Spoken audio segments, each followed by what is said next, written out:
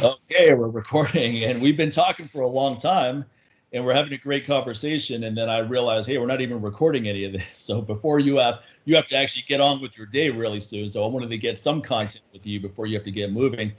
But real quick about you, you're based in India, and you've been in the. How long have you been in the fitness industry? 14 years. 14 years. Okay, so you've been in the industry for a while. Now, I'm half Indian, as many people know. I haven't spent a whole lot of time in India, but my feeling about the Indian people I do know is that physical fitness is not necessarily something that's prioritized. At least the family that I have is more intellectual development, it's more social status. So being strong physically, especially for women, has not really been something that I've seen encouraged. So I'm curious, how did you get into the fitness industry? And then let's talk about how you've seen the fitness industry develop in India, because it's a fairly recent phenomenon, right? Yeah, absolutely. Well, me, as you very correctly said, that fitness is not on the front when it comes to India. Or rather, let me rephrase it. From the time that I came or I joined or I thought that I would be into fitness, fitness was nowhere in the scene as a profession. Yeah. So and as you said, India focuses more on intellectual things and a little bit of background of mine. I come a family which is half zamindar and half royal. So I wouldn't call my family to be very orthodox, but what actually it's all about studies and all barristers, all doctors, or lawyers or IPS. That's my background, you know. So and then there is a legacy, a family legacy that you have to carry forward. Like, okay, you know, this is our royal family, this is our blood, and that's how it's supposed to be. So as usual, I mean, I'm talking about 14 years back when the fitness. I mean, nothing really existed called a gym or anything in fitness. Like maybe there are a small club where you have a couple of machines, humble machines, and a couple of athletes who are like raw athletes, who are good athletes. They're training. That's about it. Right. So I basically finished my college, and I have always been a person who always wants to listen to her heart. Like, I will not listen to you because I'm told this is a must or oh, you have to. Not in a disrespectful manner, but you need to tell me if I'm supposed to do this, why am I supposed to do this? Because at the end of the day, I need to believe in what I'm doing. If you want me to excel at it, I need to believe in whatever I'm doing, right? So I was just fed up of this whole pressure of studies and everything, and I wanted to basically do things on my own and just go out there, take a couple of months break before I seriously decide whether I want to do MBA or I want to do CA or whatever, you know. Well, what did you go to college for? What did you get your degree in? I did my accounts.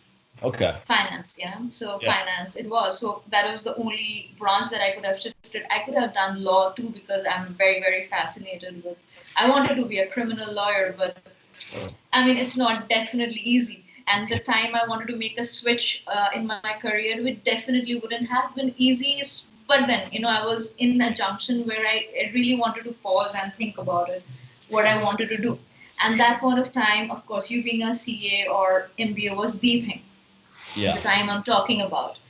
Um, so what happened is I was in that, and I wanted to travel actually, just fresh out of college. I wanted to make some money for myself and lead my life basically, not depend on my parents anymore because my parents said you're not going to work till you finish your graduation. At least you need to have the basic degree, and then you can try doing something else. Basically, they didn't want me to waste my time.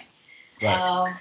Uh, so what I did was I took the time off and I was thinking just let me just do this and that. I happened to meet this person who introduced to me to my present work partner Anwar.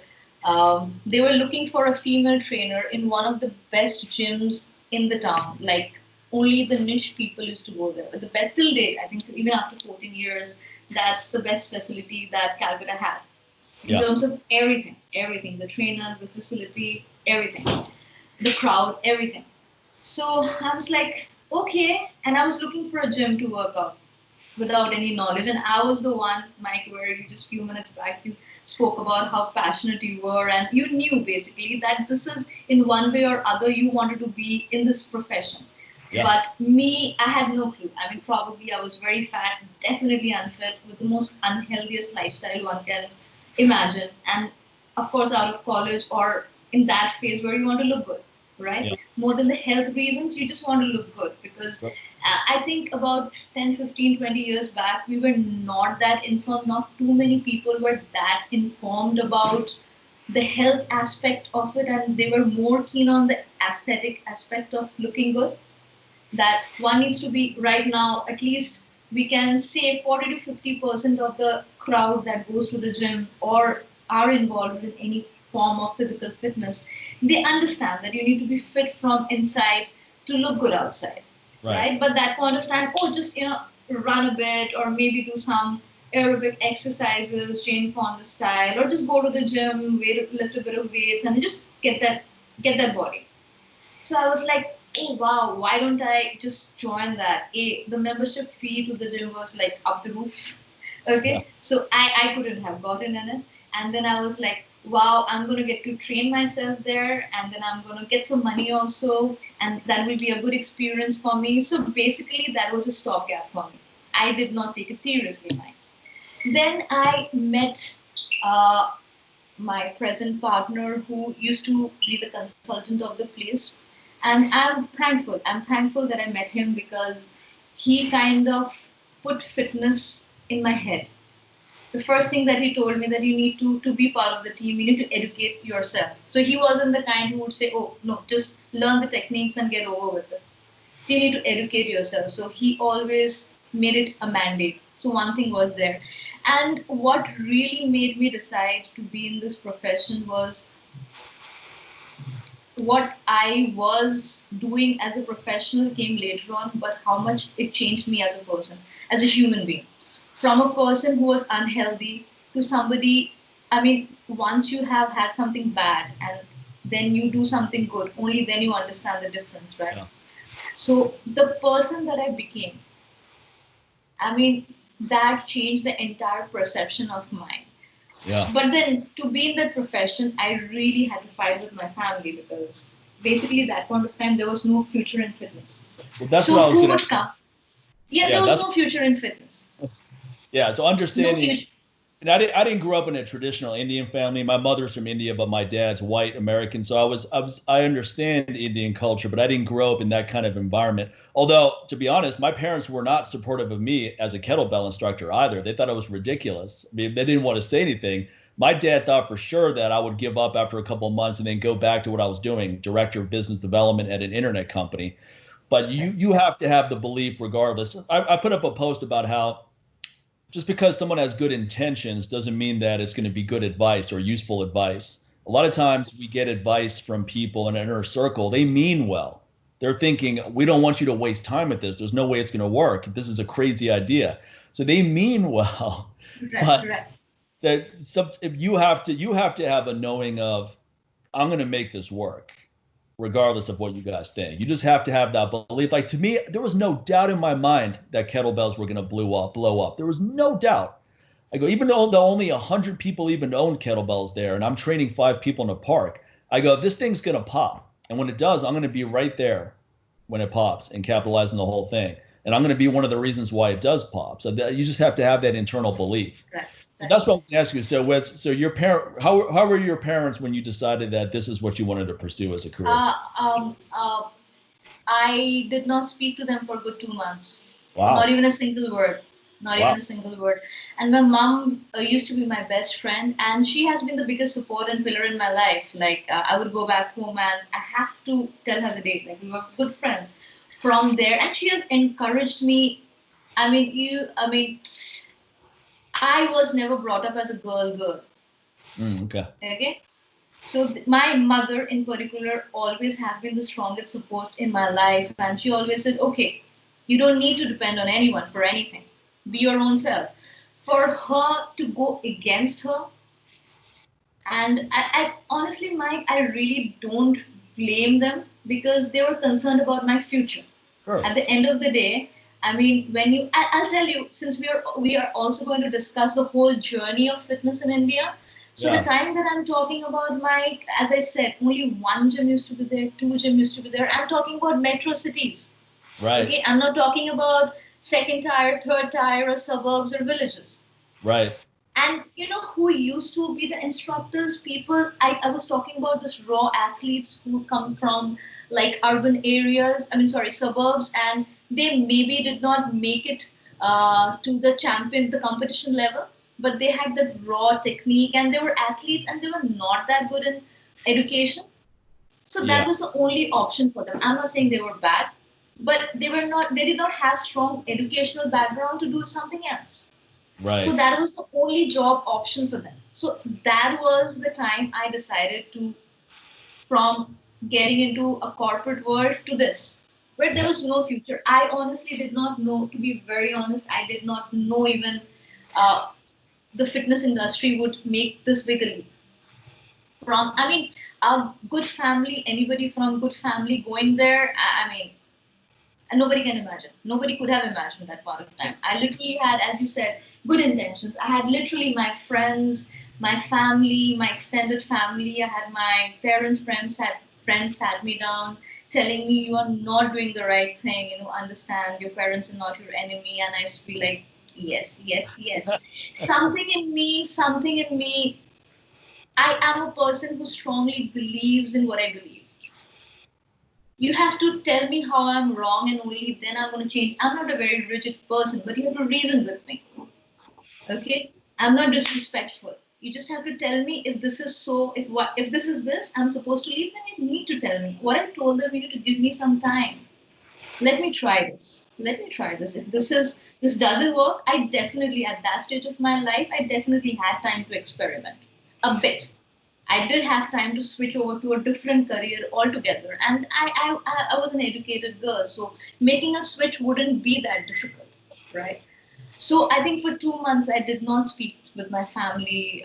Then the slowly started accepting it because you can quite understand with the background that I gave you with zamindar and royal family, you have a legacy, and from my father's side I was the elder daughter, so I've got younger cousins and everyone looking up to me who's breaking all the boundaries, being the girl, even just breaking all the rules and just going ahead with it. So much But what pressure, that, so much pressure there because it's not just you that they're talking about. They're saying your example is going to have this impact on all of these other people. So that's a lot of pressure to put lot upon of someone. pressure, And a lot lot of of pressure. the West, I don't think we understand that because I never thought about what my cousins thought of me, or I didn't even think about what my older brother thought about what I'm doing. There was never that pressure of your example is going to have a negative impact on all of these other people. So you're being selfish by pursuing this crazy goal. So now you have that to contend with Yeah, as well. yeah. I think the bigger challenge for me was to hurt. I knew that I was hurting my parents a lot, Yeah. Yeah. and yet putting my foot down, like they meant the world to me, they still do. So that was the biggest challenge that I had to go through. And I mean, Mike, I was very young. I was very, very, very young, just out of college, and putting your foot down like that, it's not easy. Where you really don't know how tomorrow is going to look like, because when there is practically nobody from the fitness industry, and you Yeah. don't see a growth. Like it's not that people are coming investing, and I mean, you don't see the growth. Like if I'm talking about 6 years back, you still saw the growth, the curve going up, but that was flatlining, if not zero. And everybody's like, what are you doing with your career? And of course, India being a very culture rich country, we are close together. We do, as a family, we stick together, right? So of course it's like, I wouldn't say they want to penalize me that you're passing on a bad effect to your cousins or something, but they're like, you need to be mindful of the example that you set, because you coming from this family, you do have your responsibilities, because we do believe in taking responsibilities for your actions. And I said, I'm ready to take responsibility for my actions. Now, if somebody makes a stupid mistake later on, it's not on me. Right. If I Right. go wrong, then you look at me and learn from it. Right. I'm not asking you to make a similar mistake. That's on you, because that's a decision that you take, and you need to own up to your own decision. That's what I was doing. Right. So I literally put my foot down with my might. What I'm really grateful, I think, Mike, is that it worked out. I really, really, really had to work hard, not only for the reason that I had to prove it to my parents, but I actually ventured into a male domain. Yeah. There were no girls around. Well, that's so what as it is. I was going to ask you is that, I mean, for female instructors in America and Europe, it's difficult for them. I would imagine it's even more difficult, though, in Indian culture because you don't have a fitness culture to start with. And the obscure one that you do have is probably largely male because even women in America until recently were petrified of lifting weights. They think they're going to turn into a fitness competitor, bodybuilder type physique just by looking at weights, right? Right. That's compounded in India. So the idea of a woman becoming a very successful fitness professional, they probably didn't even have a conceptualization of what a successful fitness professional is, period, regardless of a female. Yeah, actually. So yeah, it was challenging. It was challenging, but I know one thing, that if you're right, and if you keep doing the same thing consistently, people have to accept and respect you. The whole thing is consistency and standing your ground. If you're right, stand your ground. People will see and respect you for that. But if you shake and if you keep letting people nudge you, you're not going to get anywhere. Like I heard it from different places and different culture that, oh, you need to move out of your family to be independent. I'm like, why do I need to do that? I can be sitting right in the center of my room and still be doing the same thing that I want to do because I will not let anybody push me around. It's my life, it's my call, it's my decision. If I don't have a spine, I can be living alone in a house in a different city, but still be bullied and pushed around by another person. Maybe not the person I ran away from. I need to have a spine at the end of the day. The problem is, Mike, I think that people usually don't take responsibility for their actions. Right. I took responsibility sitting at that age for my actions, and only one friend I was so mind fogged that point of time. I had spoken to one friend, and only one friend told me, Sumana, do where your heart lies. Do what you want to do. And that's it. That was it for me. That's all I probably. Advice someone could give you. Honestly, I'm not a parent, but if I were, that would be my advice. You got to find something that you love to do. It's important in life. Don't just do some profession to make money, because everyone thinks that as long as you make a lot of money, it's okay to have a job you hate. And it isn't. No matter how much money you make, if you hate what you do, most of your life you're going to be spending working. Yeah. And if you hate that process, that means 5 days out of 7, let's say Monday through Friday, you work 8-10 hours and then you have the weekends. That means 5 out of 7 days you're doing something you don't want to do. And they regret. Why do you think so many people are so depressed, Mike? They're depressed. They're not happy. Why do you think so much of rise in social media nonsense? It's again the same thing. Yeah. Because they need to feel good about themselves at one point of time. They need another person to tell you, oh, you're good, and then that's the only time you feel good about yourself. Yeah. That's the root cause, because you never really got to be yourself. Right. Okay. See, I already deal with biochemical depression, right? There's circumstantial depression. That's what you're talking about. And I've had circumstantial depression. That's either in toxic relationships or just doing jobs I hate. But because I have biochemical depression, I'm on the bipolar spectrum, circumstantial depression can really push me over the edge. So where I'm going is that I need to make sure that I don't have circumstantial depression because I'm already dealing with biochemical depression. And the only thing that makes me feel better is going to be improving my circumstances. That's going to have a pretty big impact. But you're right. Depression is ubiquitous. It's not discussed enough. And I would venture to say that the majority of people out there are not happy with their lives. I think it's a number of 3 out of 4 people, maybe 2 out of 4 people hate what they do for a living. 3 out of 4 people are dissatisfied. So it's a very small percentage of people that actually enjoy what they're doing. But if you have mental health issues, it's going to make it even worse if you're doing something you can't stand. It's because also, Mike, what I have noticed and have realized is in today's world, we are not allowed to feel all our emotions. Correct me if I'm wrong, right? I think if somebody is sitting quietly, sadly in one corner, either first people will start judging them, or will just come and say, hey, just get yourself out of it. I mean, even that person know that he or she needs to get out of it. But at times you just need to just feel your emotions, just be you, and not just put up a fake face who everything is cool, everything is okay. I think once you deal with your internal issues is the only time you can feel okay. That's why it's like we're just on a constant hop on every emotion. Like I'm not allowed to feel sad and I'm not okay with it. Unless I'm not talking about those people who feel sad and like pulls down everybody around them, throws tantrums, cries. I'm not talking about those people. I'm talking about a normal day where we're not allowed to feel sad. We always have to put up this face. Oh, I'm good. I'm brave. I'm superhuman. Everything is under control. Right. So I think that's the root cause. I mean, if today somebody commits suicide, you will probably have 200 posts on social media saying that, hey, I'm there for you. You know, if anybody depressed, please come and talk to me. But my real question to them is, when you see your friend or one family member sitting in one corner quiet, do you walk up to them and ask them, hey, what is it? I never have ever seen anybody ask this question, hey, what is it? They are always eager to give the solution from their perspective without even knowing the root cause of the problem. How can you treat a problem if you don't get to the root cause of it? Right. I mean, at times, all a depressed person needs is somebody to talk to. Yeah. You know, that's it, just to be heard. That's it. That kind of helps. And just somebody telling them that it is okay. You don't need to be a superhuman being. But I don't think so. That's what we get these days. That's a huge problem. Depression is I think everything is entwined. The whole, our dependency on being validated by everybody, our whole urge to match up to certain standard or fit into a certain image of being super cool, that I'm good, I can deal with it. I think the power is when you actually accept who you are and just be that.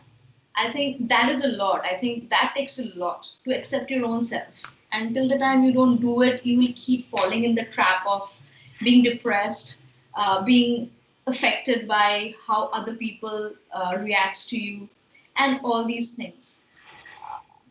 And I mean, I think this issue is going to be only on the rise, looking at all the superficial things that we have around ourselves. And at the end of the day, I think something that we discussed before to Mike, I think it's in our hands what we want to choose, what we want to filter, what we want to keep close to us.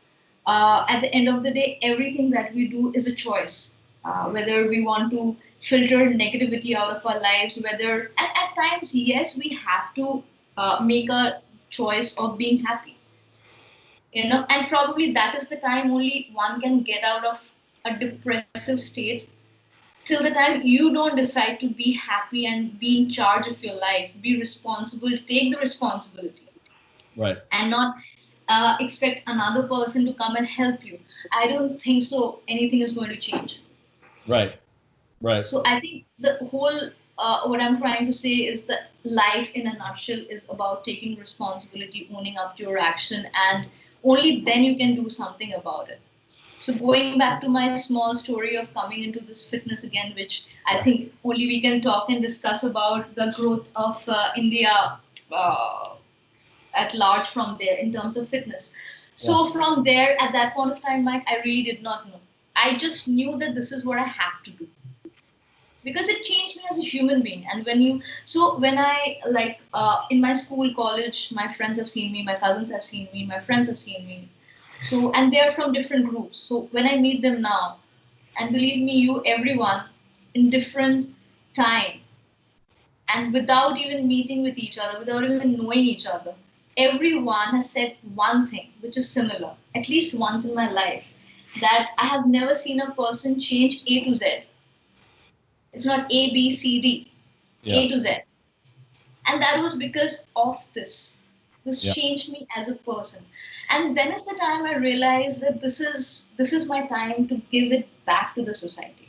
If this can impact me in such a large scale, maybe I'll be able to help few people achieve their goals as well, in whichever way. So, I mean, and I think what you get from this profession, the instant gratification, is amazing. it's amazing, the positivity around this. I don't think so. I really don't think so any other profession has it, other than again sports coaching, something which is similar to fitness. I don't think so any other profession has this much of positivity around it. If we can look at it in that direction and stick to it. So Uh, there's a lot of gratification in this line of work. I mean, I get emails every day from people telling me the positive impact something I've done has had with them. And I never got that working for someone else. I never got that just doing a regular job. There was never any level of gratification. You didn't feel like you were making a positive impact. And to me, making a positive impact, improving the lives of people, I'm really into improving the lives of animals as well. That's all important to me. So it's to be able to do that is crucial for my own mental well-being. And the yes. person you become and you're talking about the person you became in the process of becoming a fitness professional and putting in years. I understand that completely, because who I am from when I started to who I am now is night and day. But even before that, even when I just got into training, I got into lifting weights and being fit when I was 18, because I was doing a lot of drugs at that time. I wasn't a good student. I was just all over the place.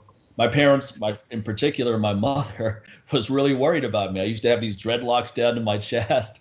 I was going to concerts. I was just a wild guy as a young person. But one day I felt really weak and unhealthy, and I started lifting weights, and I was terrible at it, but I started seeing a little bit of progress, and then I became hooked. And I developed a lot of confidence just with transforming my physique. It wasn't all the way there, but it was a big push in that direction. And then the other level of confidence came just from being in a job, a lot of public speaking and talk to strangers. For men in particular, when you transform your physique, it only has a positive impact. I mean, maybe it can have a negative impact too, person, but for me, it had a very positive impact on every facet of my life. Right, right. Yeah, I think that's what exactly again helped me choose this profession.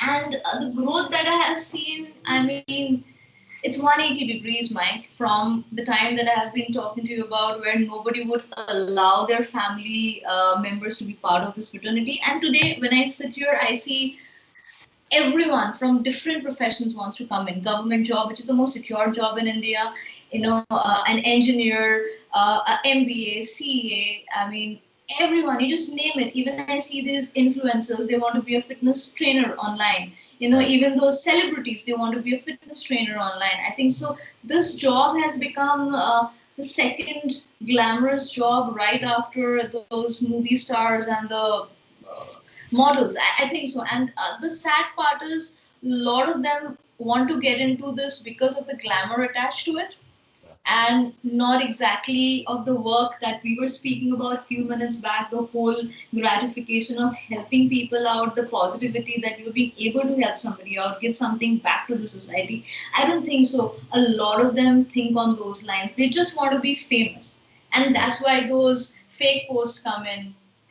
I made this transformation in 3 months, which probably must have taken 3 years, or it's a Photoshop, or they have used substances which they are not talking about, which Right. is affecting a lot of impressionable minds, not in a good way, and definitely not in a good way.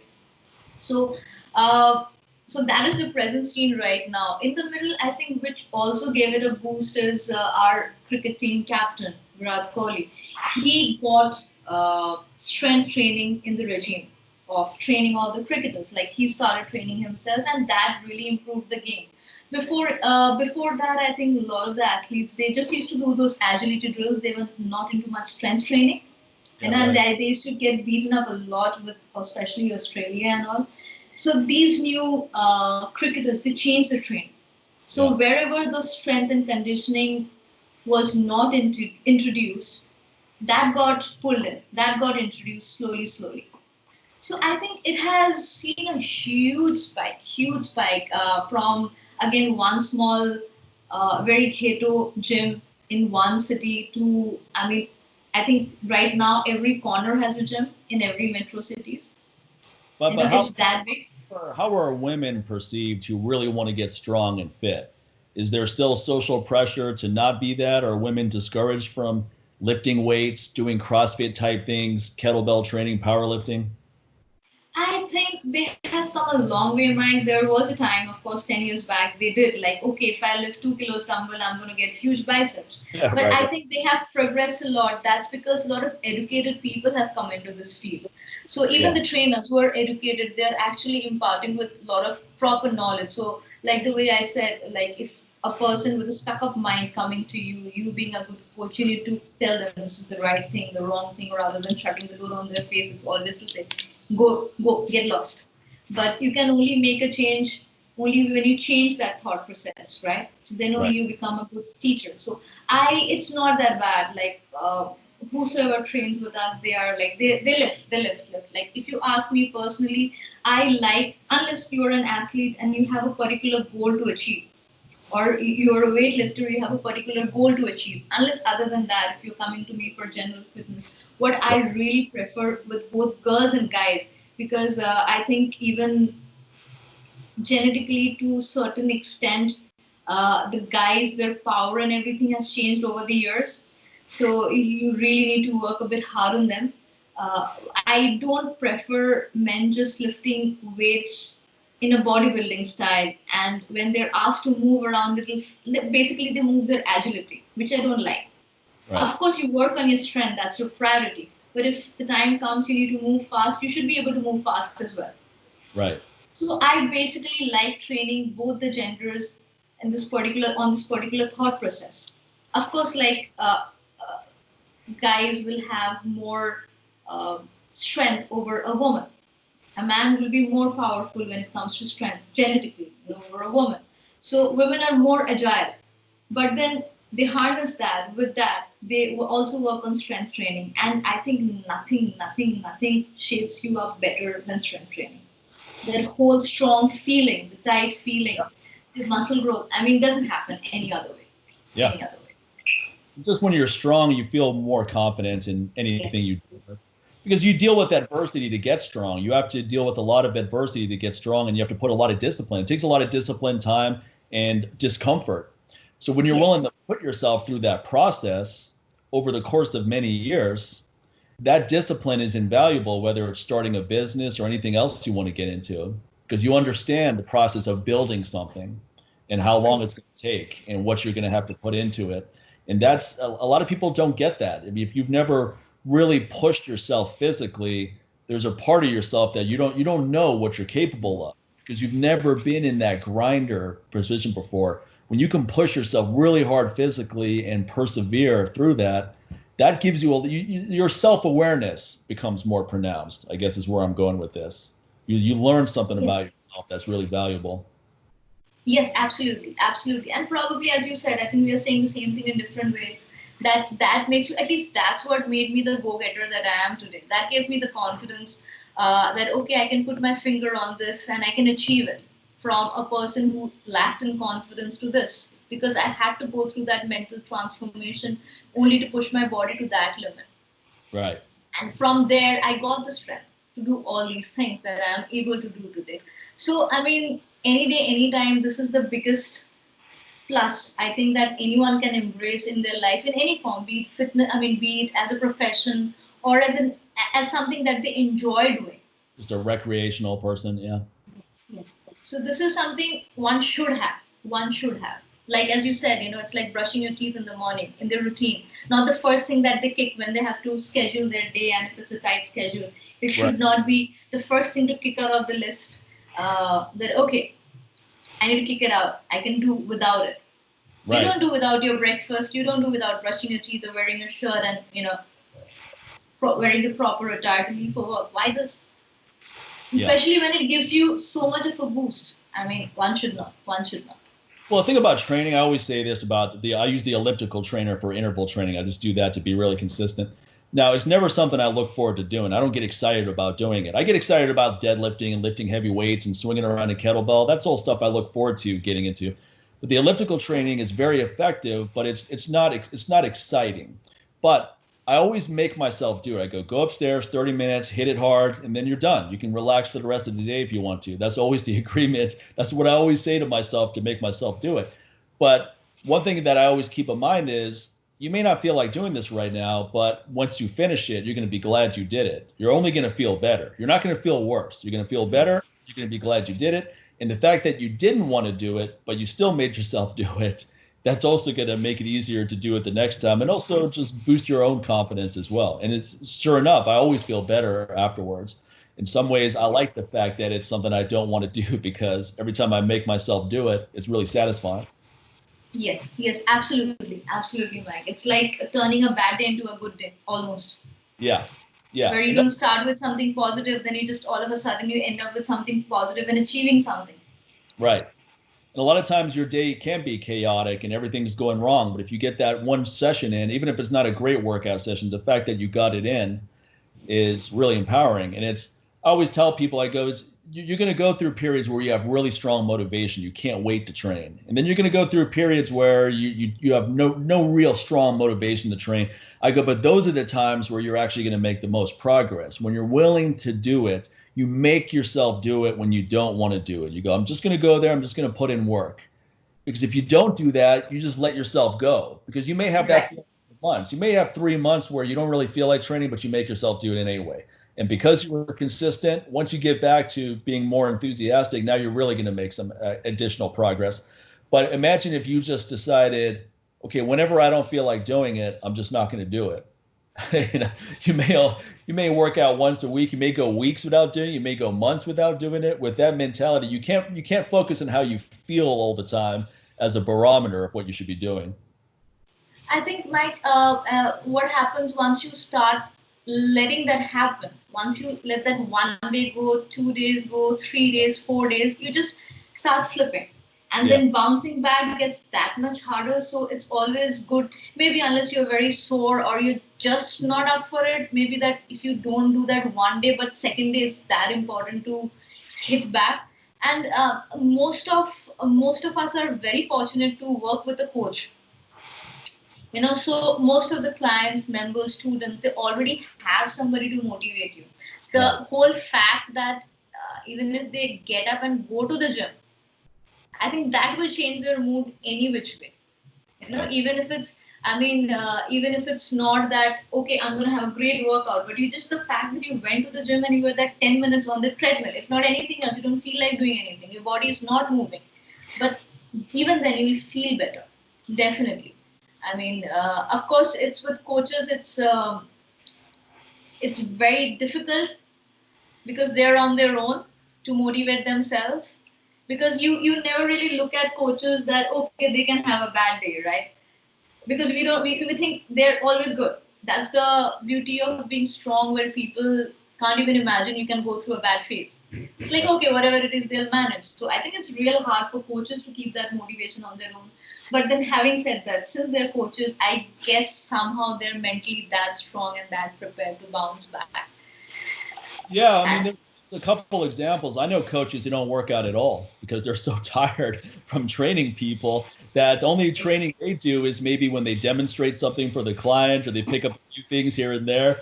But at the end of the day, they don't have any energy to put into workout. They're beat, and a lot of them are overly caffeinated too. They're taking pre-workout drinks loaded with stimulants, and now you're even more tired at the end of the day. There's a lot of people in the fitness profession that are not healthy people at all, honestly. Their diets are not good. They eat a lot of junk. They're overly reliant on caffeine. They don't sleep much at night, 4 or 5 hours. They're burning that candle on both ends, and they're able to keep. I have done that. Yeah. I think all of us have at some point, but but then it becomes do do what I'm doing. Just listen to what I'm saying.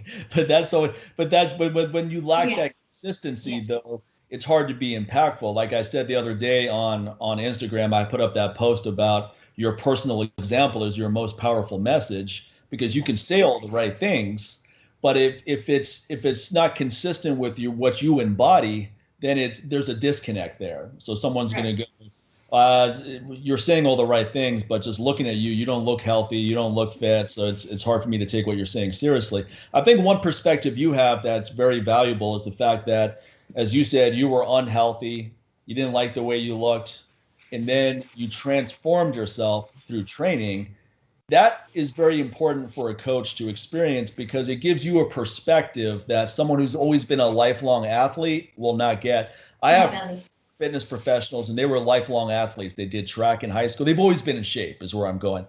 And a lot of times that's a negative in terms of being relatable to the customer because the customer looks at you and says, you've always been in shape. You've never been overweight. You've never been unhealthy. So how do you understand what I'm going through? And it's a point.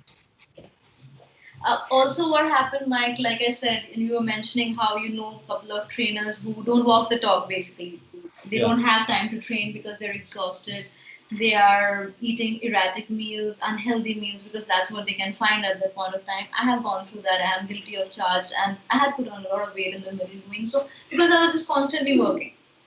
And I was, by the time I was done with my day, I was like exhausted. Like I couldn't even move my muscles. Even mentally, I wanted to train, but my body was not moving. Right. So, I mean, that's where again I had to take a stand and I said, that's it.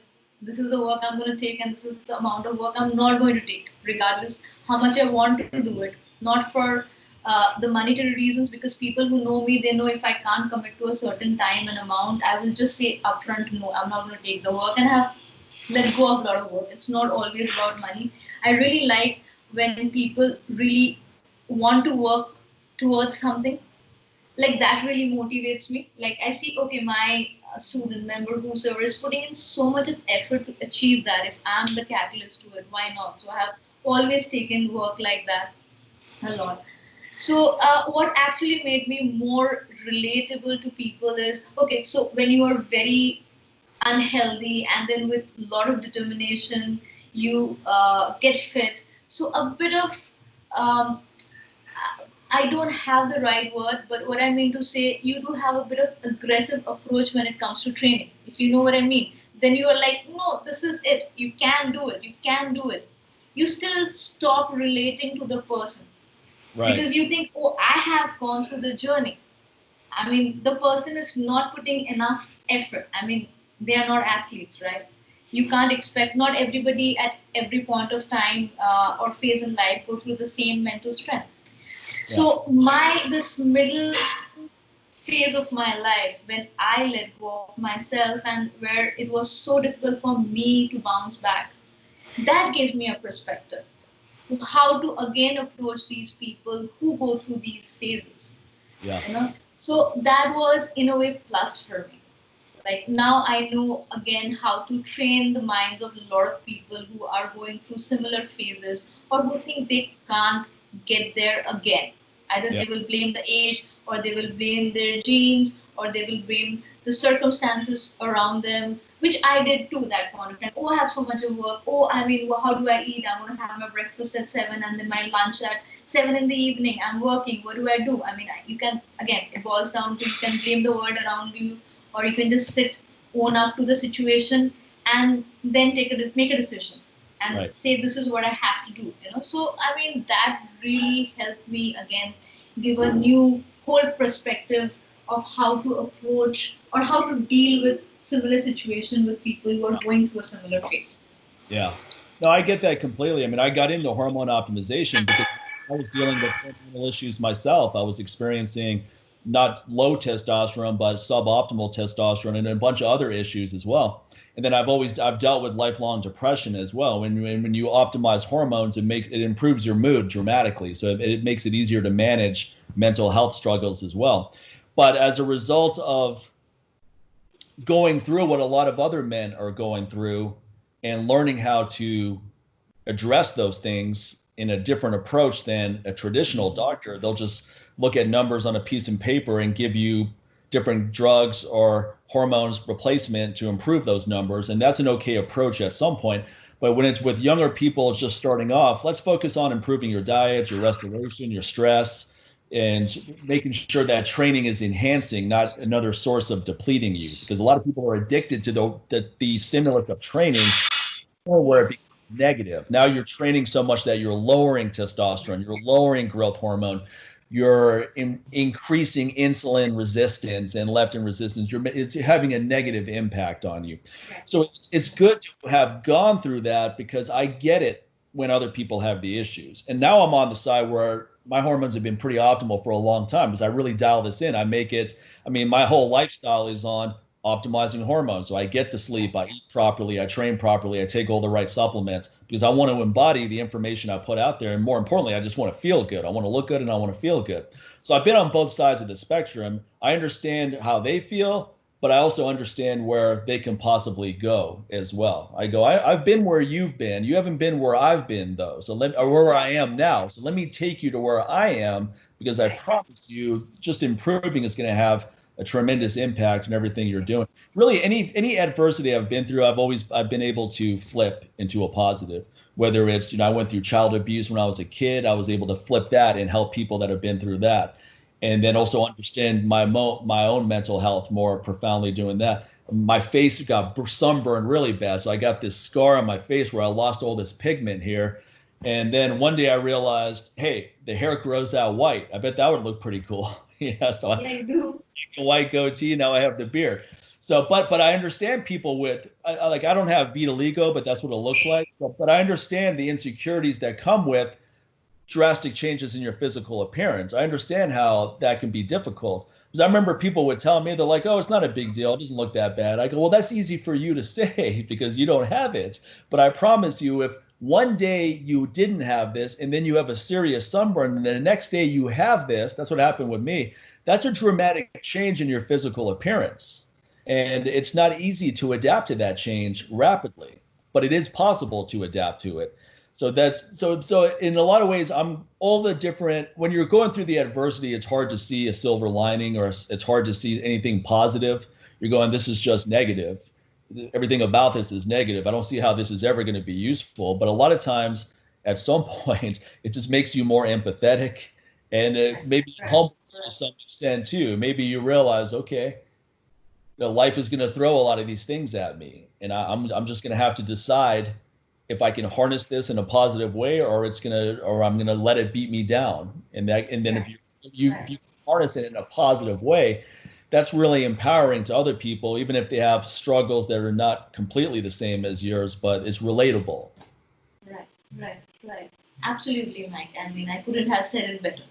Absolutely. So don't focus on trying to be perfect, like you said. You got to have this perfect life. I'm never depressed. I always feel great. Well, that's not the human experience. Everyone's going to experience sadness at some point, and it's not necessarily a negative thing. Like when my mother passed away, I was sad for a long time, and that's part of the grieving process. Why wouldn't I be? What am I supposed to do? I'm just get on with it. I was like, oh, she had a heart attack. Okay, well, I got stuff to do, so I'll think about that later. But a lot of people do that. They try to distract themselves. Yeah, they do. Because they run away, Mike, and I think what happens, people are so scared of addressing their own feelings that they run away from it, and they kind of pretend to be cool. It's cool. Look at the world is going through this. I'm like, I agree, the world is going through this. But even I'm going through this, and let me go through the stage. That is how I look at it. That's how I think most people should look at it. Grieve, get over with it, get over with all your feelings, and then only you can start afresh. That's, I think, what people really need to start, not judging other people and let the people just be themselves, which we are forgetting. I think you're just allowed to feel happy. You are just allowed to feel successful, great, superhuman, everything up. But every curve has its down, right? And you're just not allowed that. I think that is very unfair on many levels, many levels, which kind of causes this serious, if not very serious, but some level of depression in everyone. Yeah. My mother always felt a lot of pressure to put on a certain appearance of things. She wanted the family to be perceived this way. She wanted me to be perceived this way. She wanted her to be perceived this way. This perfect little family, and we all get along and all that. And so she put a lot of pressure on herself for that. And I think that created a lot of stress for her as well, because it's really an illusion. There's always a dysfunction within any family. Nothing is as perfect as it may appear on the outside from afar. So you're not in it. You're looking at pictures in a photo album or online somewhere. And those are just moments of life. That's not every moment of someone's life. Even when someone's on Instagram, they go like, hey, we're on the beach, we're having this cocktail, look how great our life is. Like, okay, well, that was a moment in your life. You're probably not even there right now. That was last week, and now you're back to the job you hate, and you're miserable again. So you're gonna post all these pictures from the week before, so that you get some kind of validation from people. Oh, your life is great and all that. I think men have a really hard time also not being strong. So it's very difficult for men to admit, I feel this, or I'm depressed, or I don't feel motivated. I don't feel, especially among other men, because a lot of times we get really bad advice with depression as well. Because if you say you're depressed, people automatically think it's circumstantial, and that to me is not even depression. That's sadness. For me, real depression is biochemical depression, where it's independent of circumstances, because that's way more insidious to handle. Because you could have everything right in your life. Your personal life could be great. Your business is doing well, but you still don't feel good. You still feel depressed. You still feel off. So it's that's much more challenging to deal with. Yes. When an average person hears that you're depressed, they're going to say, "Oh, just what do you have to be depressed about? Just get over it." Yeah. And that's someone who doesn't get it. If you've never experienced biochemical depression, you don't get it, how you could be depressed and your circumstances look great. Look at all these celebrities that have committed suicide. Chester from Linkin Park, Chris Cornell, one of the best singers ever. And these both of them committed suicide in the same year at the peak of their success. And Chester is very honest about all the depression he deals with. He did all the right things. He went to counseling. He went to a therapist. He was very open about it. It's all over the Linkin Park lyrics. Almost every song he wrote has some correlation to his mental health struggles. Yet one day just got the better of him, and now that was the end of it. That's how serious biochemical depression is. It's almost like being an alcoholic, where every day is a struggle. Every day is one more day where you may have a drink and you have to resist that urge. Next day, same thing. You feel like having a drink, especially if stress happens. Your automatic response is, let me go get a drink. So for the rest of an alcoholic's life, every day is just trying to get through that day without a drink. And it never really gets easier. It's always a struggle. So, I mean, biochemical depression is really the same way. Someone like Chester, every day he had to get through that day and not kill himself. Okay, let me get through this day. I don't want to kill myself. I feel like killing myself, but I'm going to get through this day without doing it. And then finally, that one day came where it got the better of him. And you only have one shot. You don't get it, you do a redo. So that's how difficult really serious biochemical depression can be. And I think a lot of people have this, but they're reluctant to voice it to anyone, because when you have a problem and you voice it and no one understands what you're feeling, that makes it even worse. You're like, oh boy, I didn't even bring that up. But Mike, I think a lot of people don't even know that they're going through depression, especially bipolar depression, because a lot of people still don't want to accept it, that they're depressed. Maybe again, it's the same thing. It's a vicious cycle, right? Maybe the same thing, that what people will think about it. Hey, I can't be depressed because I have everything. This is not right. What will people think? I need to get out of it. It's just being too hard on yourself. And it's I think in a lot of places, it's a new thing. People haven't heard about it because it's so less spoken about, bipolar depression. People still don't understand that it's not circumstantial. Right. People think, why are you having mood swings? Yeah. Like, for instance, I think, though it's a bit out of context, not exactly related to depression, but women, we get to hear, why are you having mood swings? You're going through your cycle time. What is it? It's not that, not always that. Maybe the person is not hormonally balanced. Right. Because maybe all the hormones are not working properly. Maybe the person is physically so exhausted, it's just snapping. Right. It's not women have a lot of tantrums. It's not that, because we do have a very complex body and our hormones are not always balanced. It keeps on fluctuating, unlike men. Well, see, fluctuates a lot. Because women who deal with, let's say, serious PMS symptoms, now imagine, and maybe you even have this happen to you, imagine a man telling you, just get over it. Whatever you're feeling, it's all in your head. It's not in your head. It's your hormones that are exactly. It's impossible for you to not feel that way, because your hormones are programming you to feel that way at that moment, and it's impossible. Hormones have more impact on how we think and feel than how we think and feel affects hormones. Exactly. It's like our subconscious mind to conscious mind versus conscious mind to subconscious. So nothing is going to infuriate a woman more than a man saying, hey, this is all in your head, get over it, just stop acting this way. I think more than anger, at certain point of time, you do feel, I mean, this is not something personal, but in general that I would say, Mike, you do feel hurt because you're supposed to feel understood by the people who are at least close to you. And Right. if they don't understand you, that is the time you start wearing that mask of being happy. I think that scars a soul more than anything else, because when you're with strangers, it's always easy to put up a face, laugh, and put up the fake smile, because you honestly don't care, or neither you want to show them what exactly is going on with your life. But that is where, again, the whole thing boils down to all those people who keep on saying, hey, why didn't you come talk to me? My question to them, did you notice? Did you pay heed? Because when a person is depressed, the last thing they want to do is communicate with somebody. As you correctly gave the example of an alcoholic, that, getting through the day is such a challenge in its own. It takes the full energy for them to just channelize all the positive energy of theirs to just go through the day, let alone talk to somebody who shows less compassion, who thinks it's just in your mind and you need to just get over with your life. And you need to do something about yourself. Be a little strong, brace all these situations. You're too weak. So I think people need to become a bit, I think we need to slow down a bit. I think we are running too fast in life. I wouldn't say that when people say all these things that you need to get over with it, they mean to hurt you. I don't think so. They know what they're saying. Yeah. They don't know what they're saying. They're thinking about how they feel each day. They've never dealt with biochemical depression. So in their mind, they're thinking, okay, I've dealt with certain stresses before and I just get over it, or this happened and I get over it. That's a totally different scenario. So that's the problem also with, as you said, you see someone who's visibly depressed and you want to be there for that person. So you say, hey, what's going on? And how are you feeling? What's going on with you? What's the deal here?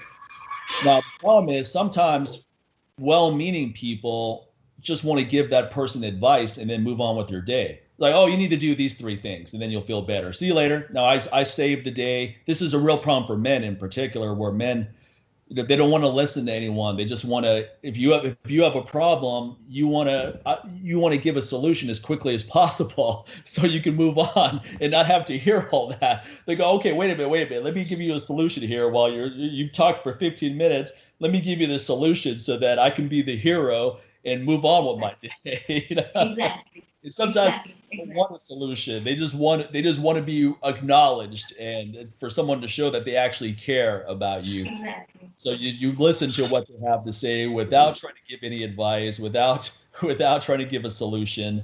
And that's not always easy for a lot of people to do. Exactly. And I think that's why also, this is a growing concept in India.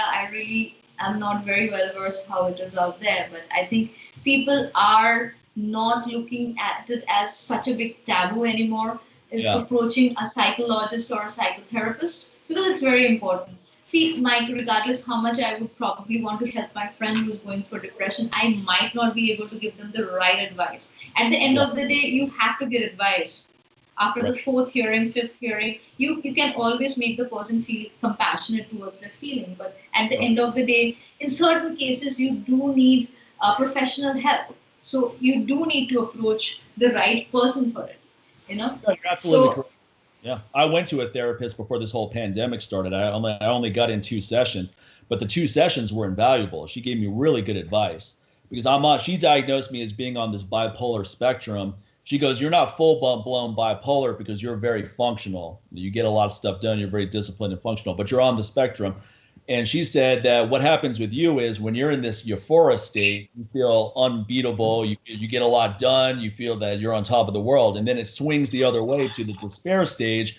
And you're trying to get back to that euphoria stage as quickly as possible. You go, this despair stage is terrible. I need to get out of it. And her advice to me was, don't try to get out of it so fast. Just slow down and think about the lessons you can learn from that stage instead of looking at it as there's something wrong with me and I need to get where I feel right as quickly as possible. And what I have found from applying this, because I've had this pendulum swing a couple times since she gave me that advice, is I'm actually able to get out of it a lot faster now because I don't try to get out of it.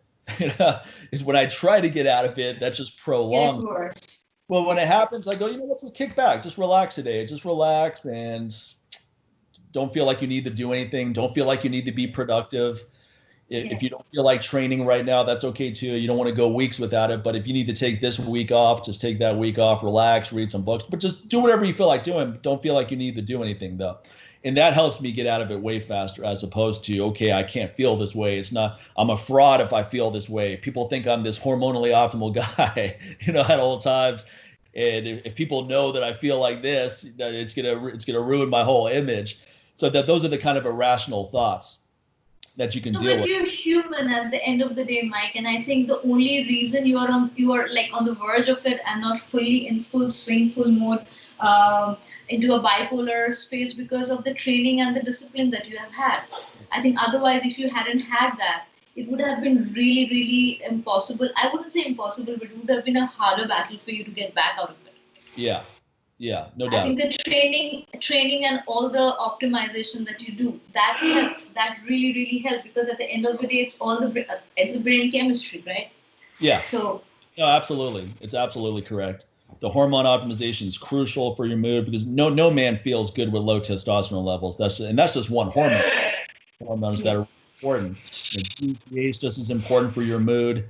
Pregnenolone is just as important for your mood. So there's other hormones. Hormones are an orchestra. It's not just one thing. And women often think, okay, I need my estrogen optimal and testosterone as low as possible. And men think I need my testosterone high and my estrogen as low as possible. I mean, if your estrogen goes too low as a guy, you have no sex drive, you have no sex function, your mood is poor, your bone health, basically all the symptoms of low testosterone you're going to experience with really low estrogen levels. No matter how high your testosterone is, you could have testosterone through the roof, but if your estrogen is too low, you're not going to feel like you have high testosterone. So it's way more nuanced and complex than these oversimplifications that we often see. But what are men always told? It goes, okay, you need to increase testosterone, and here's how to do it. And most of the time, that's probably true. You probably do need to increase it. But what about all the other hormones? What about improving insulin sensitivity and leptin sensitivity and improving growth hormone and melatonin? There's so many other facets to it. But when you make this orchestra work in a symphony, then you really start feeling like $1 million bucks. All of a sudden, your workout progress is way faster. Your mood is better. Your motivation's higher. Whether you want to build strength or put on muscle, these are not things that take forever anymore. Now you can get results way faster, almost as if when you were younger. That's why it's so compelling to people, because they don't give instant results, as in you take a shot at testosterone and you build muscle. But for someone who's had low testosterone for a long time and they start taking testosterone replacement, it's going to be night and day for that person. The problem is you shut down your own production. So I don't recommend it for young men, but at a certain age, it's the best option in terms of what's available right now when natural methods don't work. Because when the natural methods don't work, that doesn't mean that you just accept having suboptimal levels. That's the time to go into that replacement stage. That makes sense. But again, Mike, a lot of people, and especially if it comes to men, they wouldn't want to accept it, that they needed to be supplemented. Because again, then this ego comes in, that, oh shit, how can this be? I mean, like, it's as normal as you being diabetic. It's not as normal as your thyroid hormone not functioning. So you do take medicine for it. You supplement your testosterone hormone for it. I think we live around a lot of taboo, which I think we are prisoners of our own mind, I guess. I mean, if you're a type 1 diabetic, you have to take insulin, and there's no one's going to say otherwise. No one's going to say, oh, come on, just make your own insulin. Let's figure out a way to make your opinion. It's like, no, you have to take insulin or you die. And now if you have really low testosterone, you're not necessarily going to die, but you may not want to be alive because you're going to feel terrible. So if the only way to get you to feel optimal is to replace it just like you're replacing insulin, then that's the right move to make. If you've tried other methods and it's not working. So there's several stages that people can try before it gets to that point. I think what I'm concerned with, especially in the US, is I hear from a lot of really young guys. I'm talking guys 25, 30 that are on testosterone replacement. and they got it from a doctor. They didn't get it illegally. So they went to a doctor, they had low testosterone. Now you're 25 and you have low testosterone. That's a pretty serious problem because your testosterone should be through the roof at that age. Even if you're drinking a lot and you have a crappy diet, you're young. Your levels should still be pretty good. But when I see a guy who's 25 who has lower levels than my 75-year-old father, that's a problem. That's a big. And the solution is not to replace that. We need to figure out why it's so low. Right. Exactly. It's also, sometimes it's not always the doctor's fault, because a lot of times the patient they don't want to spend the next 3 months trying to figure out how to feel better when they can get a shot right now. And if you have low testosterone, that first shot, you're going to feel better within minutes. So that can be. But tell me one thing, Mike. I don't think so. You will see too many patients arguing about what they want to do and what they don't want to do with the doctor as much as you would face yourself. Right? So I'm sure if the doctor gave him the right direction, well, this is what is important for you and this is your hormone, I think the fellow will do it. The 25-year-old will do it. Because we don't really see somebody sitting across a doctor's table and arguing me, no, I'm not supposed to do this, I'm not supposed to do this, don't do this, don't do that. Even if they try it, the doctor, just says this is what it is, you do it or you don't do it. Right. I think again, it again boils down to being not credible, not being honest with your work on different levels that we are facing in different industry, and practically in every industry that we are facing. Everybody wants that quick buck. Everybody wants that quick fix. We are losing, at the end of the day, we are losing quality of work. Quality work, quality in terms of people, quality in terms of ethics. Let's talk about ethics. Let's make it simple. We are not very ethical these days. We don't have a conscience. We have sold our soul to the devil long back, I believe, So I honestly don't know at times whom to blame it on, Mike. At the end user or the person who is helping it. Even the guy, it's 25 years old. He should be, and we are all on the internet these days. Even if you suggest somebody to have omega-3, the person will hear you, still go on the net and figure it out. I'm not saying it's bad. Do it. Do your own homework. In fact, I like people who does their own homework. So the boy should have gone back and thought about it. Hey, I'm at this age. Why do I need it? Right. Why does it need to be supplemented? I'm not 45. Why does it need to be supplemented? I'm sure I need to make some lifestyle changes and some tweaks here and there, and I can't get it up naturally. Imagine it's being replaced now, what he has to do when he's 40. Well, if you replace it at 25, and let's say you're on it for a couple of years, you're probably going to be on it for the rest of your life, because the more you're on it, the more likely you are to shut down your own production. Now, there's ways to rejuvenate it to get it back, but you're bringing back a natural production which wasn't even good in the first place, and then you replaced it for so long that you've made your natural production even lower. So and we don't know how to get it to an optimal range because we've never tried, and we've put you on TRT for so long. Now it's going to be even harder. So you make a good point though about if doctors recommended a certain diet, patients are going to follow it because it's coming from a doctor. If a doctor said, look, if instead of saying we're going to put you on Lipitor for your high cholesterol, it goes, look, you're going to eat from these foods and you're going to minimize these foods, and then we're going to check it out again in a month. People would do that because the doctor said, right? Exactly. I think so. Basically, somewhere, I think people there. We are. A buyer has to be responsible, right, in what they're buying. Yeah. A seller has to be. You can't. In today's world, you can't expect everybody to be ethical. But then, at the end of the day, then it comes down to us. We need to be sensible as to what is the advice being given and what you want to take. Right. Right. So, but it's shocking what you told me. 25 years old needs a testosterone replacement. Honestly, I had a guy who was 18 who had low testosterone hit me up the other day, and I told him, you need to have your pituitary gland examined, make sure you don't have a tumor. I didn't want to scare this guy, but I go, look, 18, come on, you haven't even been alive long enough. Now, one of the big problems is that we have billions of pounds of chemicals that we're exposed to out there. Just in America, there's probably 70,000 chemicals, and only maybe a couple thousand are tested. So we on a daily basis, we're bombarded with, these are just environmental toxins. Now in the food that most people eat, you have even more toxins. Most of the meat that Americans eat comes from factory farms, and factory farm meat is loaded with endocrine hormones. And people eat a lot of that out here, big quantities. So that's in addition to all the environmental toxins that we all deal with. So that's a big reason why, that's a big explanation for why we're seeing younger and younger men with low testosterone, with low sperm count. That's the other thing too.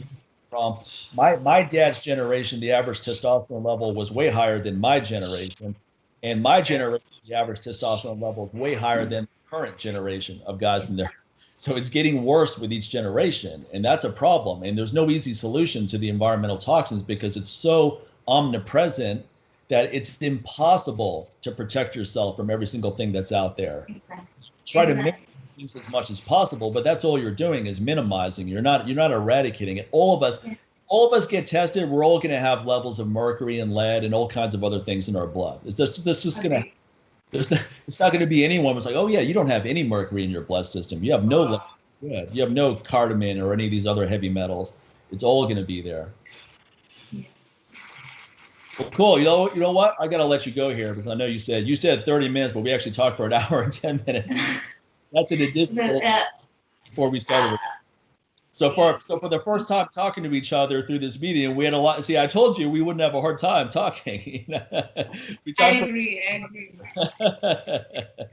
Well, cool. Where can people find out? You're on social media. Do you use it quite a bit or you use it sporadically? Yeah, on and off. Yeah, that's the impression I get. But if someone wants to follow you on Instagram, what's your handle? It's SUM_DB. Okay, and I'll put that in the show notes too. And then what about a website? Website right now it's under work. I don't have it, but what I have it, I think Instagram is the main one right now that we have. And yeah. I think Facebook, again, I'm not much active on. Yeah. It's the same circle of bunch of people. You really, work-wise, you don't really get anywhere unless you want to become an influencer. If that's the aim, then it's fine. Yeah. So I connect with only close group of people on Facebook. Otherwise, I think it's just the Instagram that I have at this point. Okay, that's cool. And then when your website's ready, I'll update the show notes so people can check that out. We'll do another conversation when your website's up. But thank you. This was great. It's really nice talking to you. This is a really fun. Likewise, Mike. Likewise, it was amazing talking to you, and I enjoyed every bit of it. Thank you for making me this comfortable. We really didn't realize how many hours we spoke. Because one final thing is with the pandemic, one of the interesting facets of the pandemic is that I've talked to people in a lot of different countries, right? I talked to my niece in India. I'm talking to you in India. I talked to a lady in Australia a couple of weeks ago. I've talked to people in Europe. It's interesting because all of us are talking about the same thing. And I don't know if there's ever been a time in the history of humanity where all of us are dealing with the same problem, no matter where you are in the world. That to me is fascinating, that I'm in Las Vegas, you're in India, we're talking about the pandemic. Yes. And facing the same kind of situation, facing the same kind of situation where a bunch of fools are not following the rules. And you're like, what is happening, So yes, it's very fascinating. We're all going through this thing together, and hopefully maybe we'll be a little bit more connected as a result of experiencing this whole thing together. That's my hope with it, as opposed to just being so blocked off from each other. And if you have noticed one thing, Mike, before the pandemic, at least in our profession, who were like rising very high, not the undeserving one and all this one I'm talking about. I don't know if I'm using the right words here. But this pandemic actually has put us back on the same level. Oh, yeah. We are right now absolutely on the same level, and we all are figuring it out to restart. I think that's amazing. We never really thought that we have to go back to basic and restart it. It's like a reboot for us. Yeah. And like you said, sometimes we all need to slow down. So maybe the world needs to slow down too. I mean, the silver lining is that you couldn't have asked for something better for the environment than this. Yes. Yeah. But the unfortunate part of it is, Mike, now that I see how I feel, I breathe the fresh air. Now we have to, when we go out, we have to wear the mask. Still, we still can't breathe the fresh air. Right. Right. That's unfortunate. That's the unfortunate part. So if I have to go out for a walk and I'm like, okay, I'm not inhaling my carbon dioxide. I'm not going it. I'm still driving down. Yeah. You know? But it's okay. It's okay. I think this whole situation made us realize a lot about ourselves, our strengths, our weaknesses, and the survivors are always going to be the survivors. They are going to come out. They're going to come out well out of it. Come out with some brilliant ideas, which the rest of us are going to follow. So I think we are definitely going to see something good at the end of it. I'm always a very optimistic person, so I'm waiting to get through it. And as you correctly said, we are all in together, so we are going to see something very positive. Well, I'll leave you with a funny joke here. My predictions, I'm pretty good at predicting trends in the fitness industry. Okay. My big prediction is that you're going to see training videos and training advice of working out with a mask on. And people are going to frame it. Here are the benefits of wearing this mask. People are probably going to start selling certain masks and all that. It's, the carbon dioxide, if you channel it the right way, it actually has an anaerobic effect and it'll improve your maximum lifts. We're going to see stuff like that. If this mask wearing keeps going on for a long time, which it probably will, even if things open up a lot more, I think a lot of places are still going to have mask requirements. And even if they don't, I think a lot of people just feel safer wearing a mask regardless of whether there's a requirement. I think that's going to go on for a while. So basically the whole world is becoming Chinese, or Asian. We're all going to be with masks on. The best part is if somebody robs you out on the street, you will not even know who has robbed you. That's what I find. There's never been a better time to rob a bank, right? Yeah. You just don't know who the person is. I see people I know at the grocery store, and I don't even recognize them at first because they have a mask on. So it takes me a minute. I'm like, oh yeah, I know this person. It takes a second. I know what you mean. I exactly know what you mean, and I think we kind of give certain people some robbery ideas in this conversation. Whosoever didn't have it already, they just got it after hearing us. I'm pretty sure they're gonna try it, robbing a few banks. Someone should take that training video idea with the mask on it. Yeah. But I must say one thing, Mike, that in our facility, thankfully, we are not going to ask anybody to wear a mask because it's a personal training studio. Right. So we will very easily be able to maintain social distancing, sanitizing, disinfecting the place, because it's very difficult to train with mask on, and we are not up for it. Since it's not a regular gym, so at least our members will not have to wear a mask when they're training.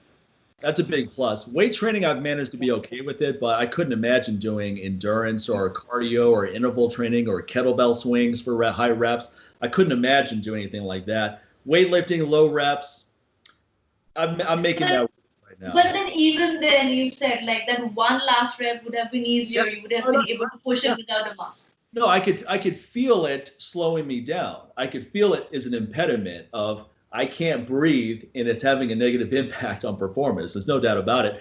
Fortunately, I have a nice home gym here at the house.